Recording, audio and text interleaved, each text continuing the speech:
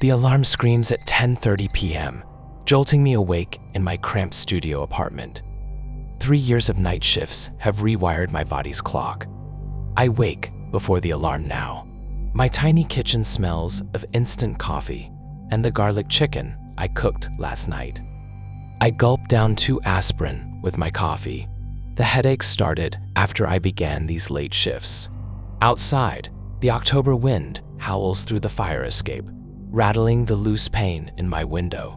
My Honda Accord waits in the alley below, its blue paint peeling from too many winters.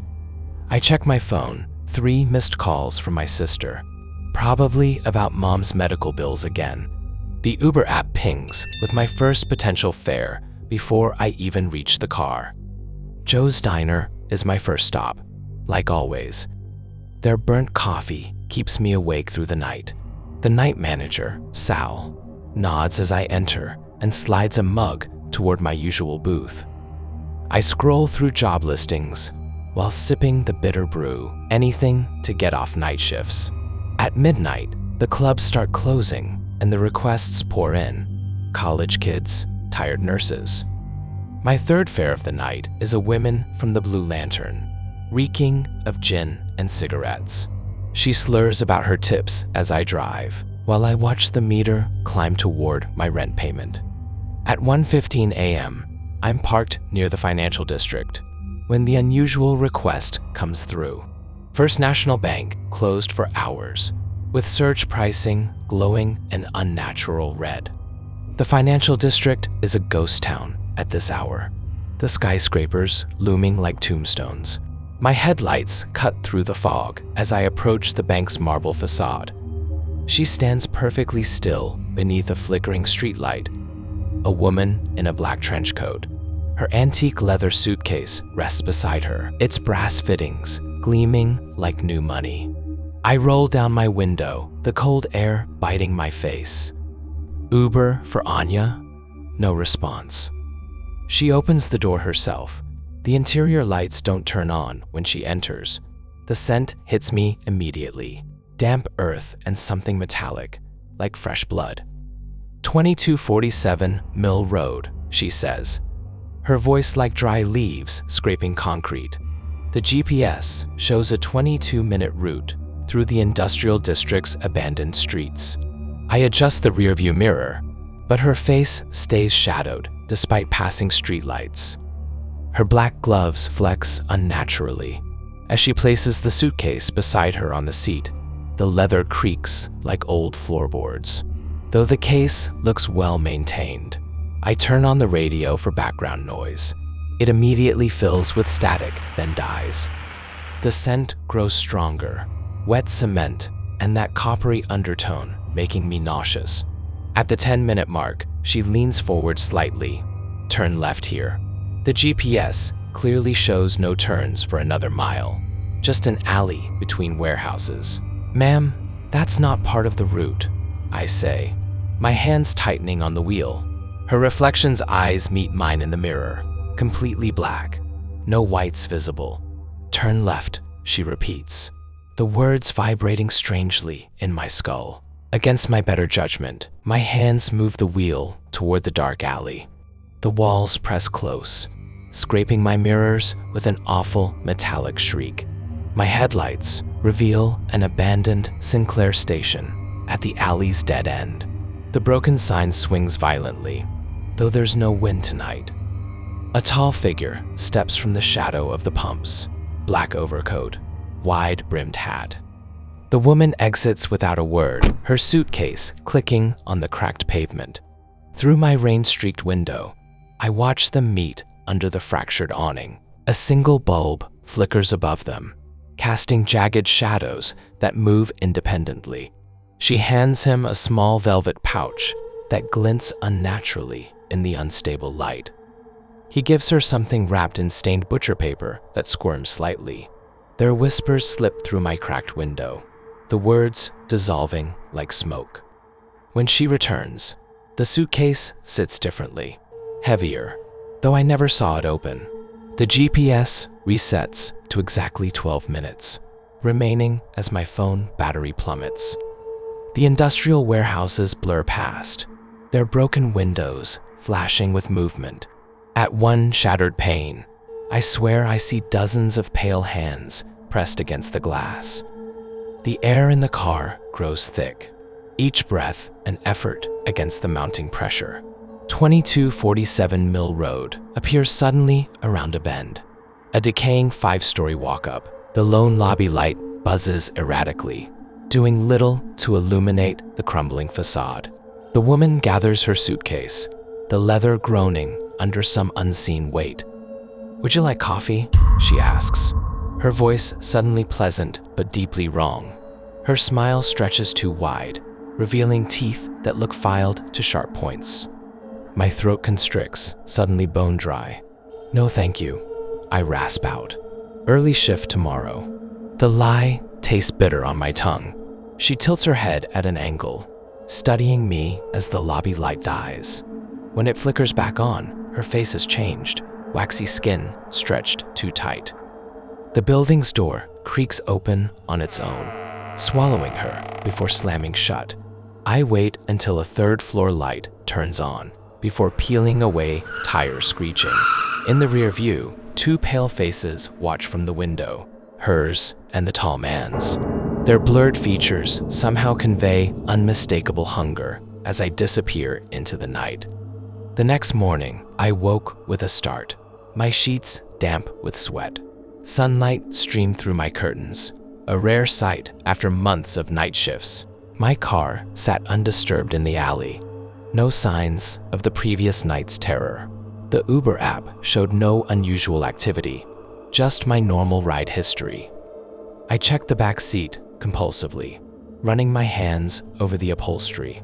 No black threads, no strange smells. The dashcam footage showed only empty streets and normal passengers.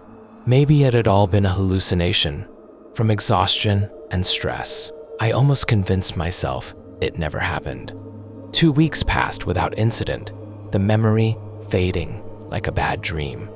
I switched to day shifts, driving businessmen and tourists in cheerful sunlight. The financial district looked harmless in daylight, just another part of the city. I even drove past 2247 Mill Road one afternoon. Just an ordinary, if run-down apartment building. Workers were renovating the abandoned gas station, tearing down the broken awning. No tall man in a hat, no mysterious woman with a suitcase. Life had returned to something resembling normal. I stopped checking my rearview mirror every 5 seconds. Last Thursday, I picked up a fare at the airport, a businessman in a wrinkled suit. As we merged onto the highway, he casually mentioned his flight had been delayed. "Strange woman at the gate," he said, all in black, carrying this antique suitcase. My hands tightened on the wheel as he continued. "Creepiest thing? Her gloves didn't wrinkle when she moved." The blood drained from my face as he described her unnaturally smooth features. Then he laughed. "Just kidding. You should see your face though." His phone rang, cutting off my panicked questions. By the time we reached his hotel, I'd convinced myself it was just a coincidence. That night, I dreamed of the gas station again. In the dream, the woman stood beside my parked car, suitcase in hand. "You should have said yes to coffee," she whispered through the glass. I woke with a gasp to find my bedroom filled with the scent of wet earth. But when I turned on the lights, there was nothing. Just my familiar, messy apartment.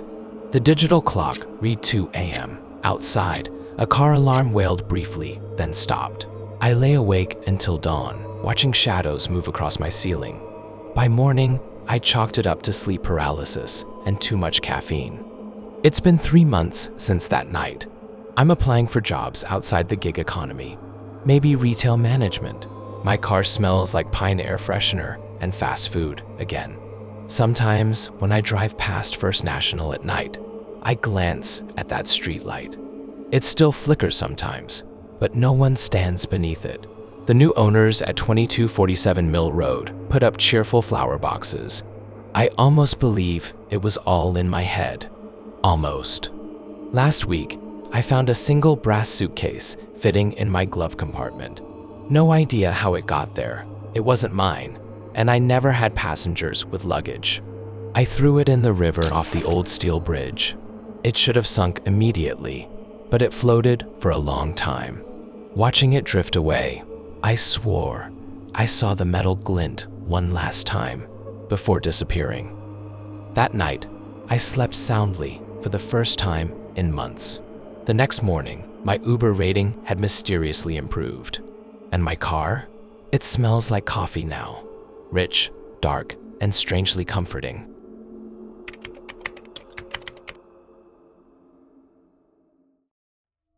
We had always dreamed of owning a house, with enough space for our energetic golden retriever, Buddy. When we found the 2-story colonial on Maplewood Drive, with its fenced backyard and spacious kitchen, it seemed perfect. My wife Ava was pregnant with our first child, and we wanted somewhere safe and quiet to raise our family. The elderly couple selling the house mentioned they were moving to Florida to retire. Their quick sale and willingness to leave behind some furniture, seeming like a generous gesture at the time. Buddy settled in immediately, claiming his spot by the fireplace and happily patrolling the perimeter of the backyard every evening. The first month passed peacefully, with Ava arranging the nursery while I set up my home office in the den. Our routine was simple: morning walks with Buddy, work during the day, and quiet evenings watching TV, with Buddy curled at our feet. Then one night in November, everything changed. It started at exactly 1:17 a.m. Buddy's sudden, frantic barking jolted us awake.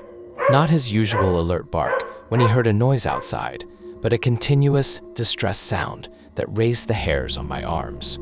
I grabbed the baseball bat from under our bed and checked every room, turning on all the lights. Nothing seemed out of place. When I looked out the back windows, the motion-activated floodlights illuminated an empty yard, just the swing set swaying slightly in the cold November wind. The barking happened again the next night, and the night after that, always at 1:17 a.m., always lasting exactly 7 minutes before Buddy would suddenly stop, his tail tucked between his legs as he retreated to his bed. We started keeping a log, noting that the incidents only occurred on nights when there was no moon visible in the sky. Ava joked that Buddy was reacting to neighborhood raccoons, but the security cameras we installed showed nothing unusual in the yard during these episodes. Then small items began disappearing. Ava's favorite sweater vanished from the laundry room. My new running shoes went missing from the mudroom. We blamed each other's forgetfulness until the morning we found both items neatly arranged on the backyard picnic table, damp with dew but otherwise untouched. That same day, Ava noticed her pregnancy vitamins were missing from her nightstand. We found the bottle in Buddy's food cabinet, the child-proof cap securely fastened, but the pills gone. The disturbances escalated in December. We'd wake to find cabinet doors slightly ajar. When we were certain we'd close them, the thermostat would change settings by itself, always lowering to 60 degrees at night. One morning, all the photos on our living room wall were tilted slightly to the left. Buddy began refusing to enter the basement, whining and backing away whenever we tried to take him downstairs for laundry. On December 17th, we returned from a holiday party to find our back door unlocked, though we both distinctly remembered locking it. Nothing appeared stolen, but Ava's jewelry box had been moved from her dresser to the bed, the lid open. My heart raced when I noticed muddy footprints leading from the back door to Buddy's food bowl. Prints too large to be Buddy's, with an unusual tread pattern that didn't match any of our shoes. We called the police, who found no signs of forced entry, but took the report seriously given Ava's pregnancy. They suggested installing additional security measures. That night, I set up motion-activated cameras inside the house, determined to catch whoever was entering our home. At exactly 1:17 a.m., Buddy's barking began again. The cameras captured nothing unusual, just Buddy standing in the living room, barking relentlessly at the front door. But when we reviewed the footage, we noticed something chilling. During the 7 minutes of barking, all the camera's timestamps froze, then jumped ahead exactly 7 minutes when Buddy stopped. The final straw came on New Year's Eve. We returned from dinner with friends to find every light in the house on, the back door wide open, and Buddy cowering in his crate. Most terrifying of all, the baby monitor in the nursery was turned on and tuned to static. Though we hadn't even set it up yet, the nursery furniture was still in boxes. That's when we made the decision to sell. The young family who bought our house didn't ask why we were leaving after just 6 months. They seemed delighted by the spacious backyard and recently updated kitchen. We didn't mention the midnight barking or missing items. On our last night in the house, as we packed the final boxes, Buddy stood at the back door at exactly 1:17 a.m. His ears perked but silent. He simply stared into the darkness for 7 minutes before returning to his bed. Our new home is a modern apartment in a secure building downtown. Buddy adjusted quickly, though he still perks up at certain noises in the hallway. Ava gave birth to a healthy baby girl 2 months after we moved.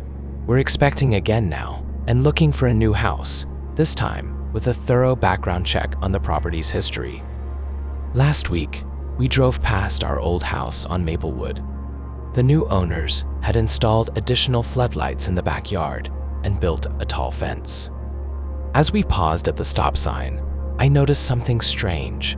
All the upstairs lights were on, and through the nursery window, I could see the silhouette of a baby monitor on the dresser. The red light indicating it was on glowed steadily in the afternoon light. Ava reached over and squeezed my hand as I accelerated away. In the back seat, Buddy let out a soft whine, then settled back down. Whatever had happened in that house, we agreed silently, was someone else's problem now. The past belonged on Maplewood Drive, with its spacious backyard and mysterious midnight disturbances. Our new life, with its baby giggles and peaceful nights, was all that mattered. Though sometimes, when I wake in the middle of the night to check on our daughter, I'll catch Buddy standing at attention in the dark, staring at her bedroom door with unusual intensity. He never barks anymore, just watches silently until I tell him to come back to bed. And if I occasionally double-check that the baby monitor's turned off, well, that's just being a careful parent. The new owners of our old house haven't called. I like to think that means they're sleeping peacefully through the night, undisturbed by barking dogs or mysterious occurrences. Or maybe, like us, they've learned that some houses keep their secrets close, revealing them only in the quiet hours, when decent people are asleep and vigilant dogs stand guard against whatever walks in the darkness.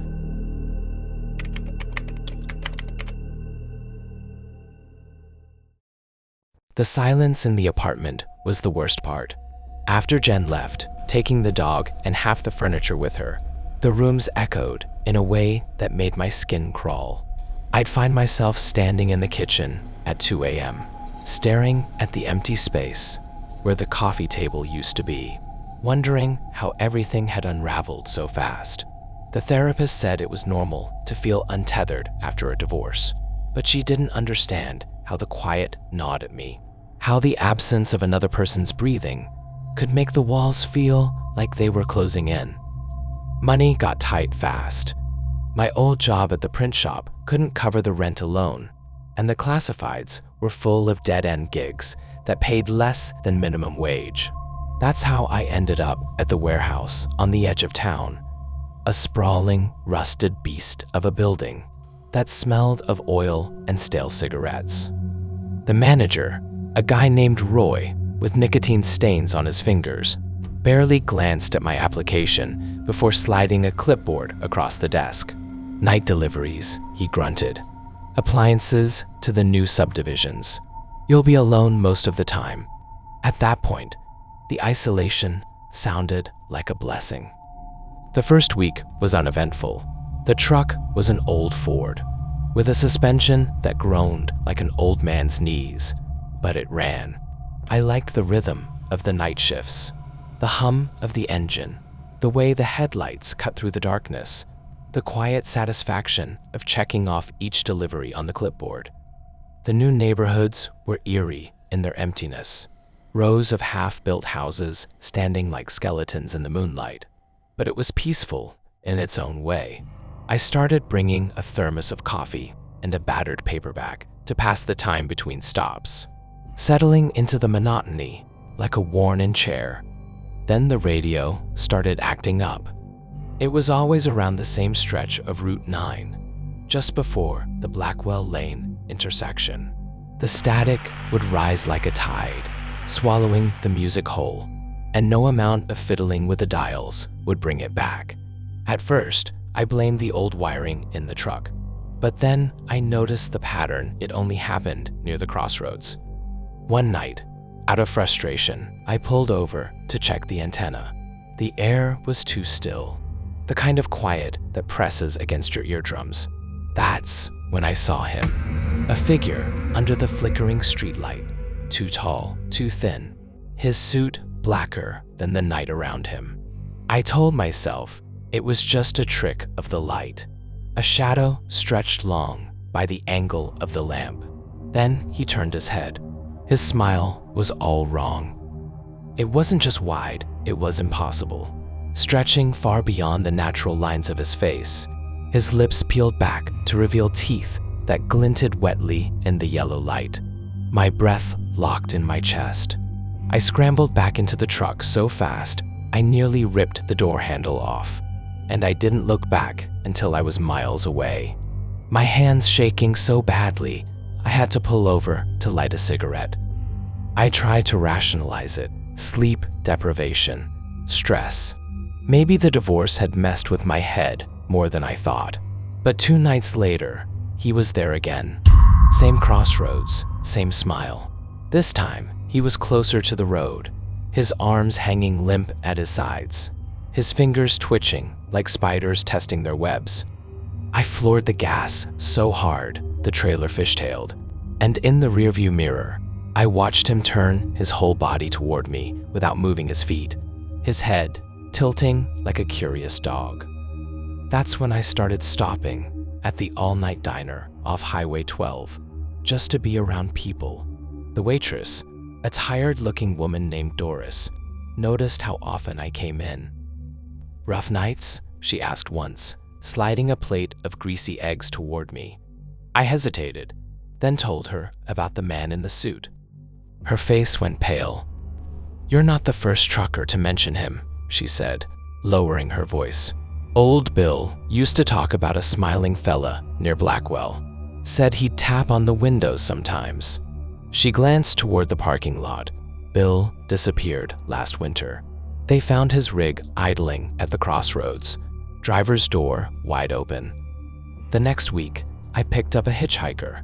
I never did that. Jen had always teased me for being paranoid about strangers, but the kid looked desperate. His jeans caked with mud, his eyes wild. He climbed in without a word, his breath coming in short, panic bursts. For miles, the only sound was the rumble of the engine and the occasional crackle of the radio. Then, as we neared the crossroads, he stiffened. "You've seen him?" he whispered. His name was Eli. He told me about his friends, about how they'd all seen the smiling man before bad things started happening. Dylan was first, he said, picking at a frayed thread on his sleeve. Saw him near the old grain silo. Next day, his car went off the road. They said he drowned in 3 feet of water, but his mouth. Eli's voice cracked.